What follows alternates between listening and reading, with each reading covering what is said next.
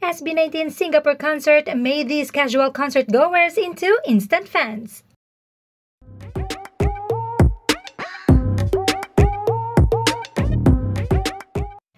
Aside from 18, we have many casual concert goers who have attended SB19's Singapore Simula at Wakas World Tour concert.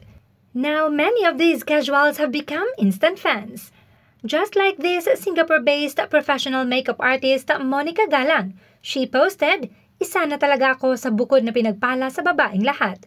Thank you DLM Eventive and SB19. Hindi ako fan, di ko sila kilala pero putek ang galing-galing pala sobra. O fan na ata ako."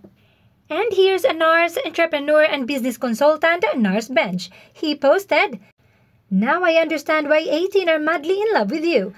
I want to be one now, paano po?"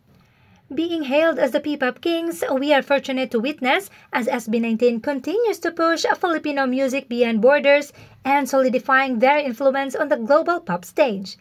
Nakaka-proud as Pinoy that we have this kind of amazing talents to show the world.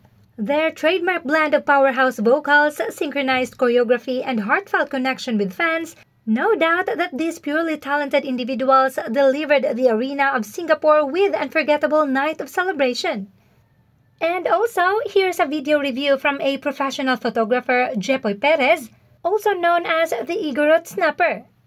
So, kakatapos ng concert. Grabe, pumasok ko dito na parang hindi ko sila kilala. I mean, yung pangalan lang ang kilala ko sa kanila. Tapos, after talaga ng concert, feeling ko 80 na rin ako.